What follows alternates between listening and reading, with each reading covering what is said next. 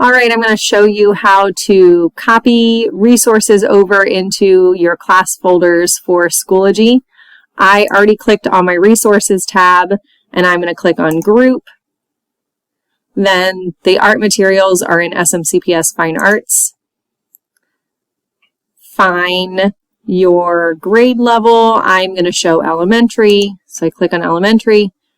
Elementary school, visual arts is in here. The most up-to-date ones are in these pink folders here. Don't use the ones in the old build folder. So you can choose whichever grade level you want to work with. You're going to click on that grade level. And then it has all of the units in here. So you're going to scroll to find which unit and learning set you want to add to your course. I'm going to do color schemes just for my example. So I have the one I want. I'm going to go over to the cogwheel, click, add to course, and then you can select multiple grade levels if you're adding it to several classes at once. I'm just going to add this to my sandbox for this example, so I'm going to click. If you want to add it into a folder you already have on that course, you can select it from this drop-down, click Add.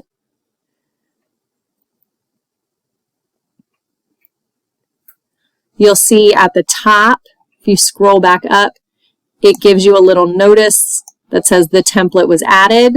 So if I go to courses and then my sandbox, I now see Unit 2, Elements of Art, Color, Learning Set 2 Color Schemes. You want to make sure, right now it's published. So if you're saving this for your virtual days, you might want to unpublish it for now and then publish it when you want students to work on it.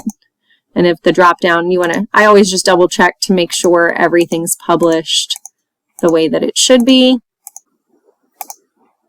You can also upload an entire folder to your courses at once. So if I go back into elementary and let's say I just want all of the 5th grade master, I want everything in there, I can go to the cogwheel, add to course, select which course you want to add it to. Again, I'm going to choose my sandbox just because I don't want this to go out to students.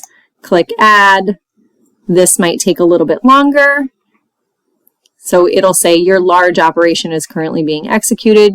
You can access a list of your large operations from your transfer history area. You can click on that and kind of explore it a little bit. But if I go back to my courses and my sandbox, you can see it's already in here, and that has all of the folders.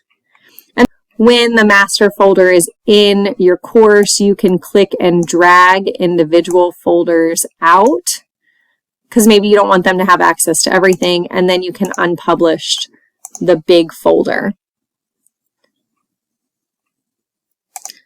And so then you can have just the individual folders for students to access when you want them to, and then the master folder is unpublished, so students aren't going through all of those other unit folders.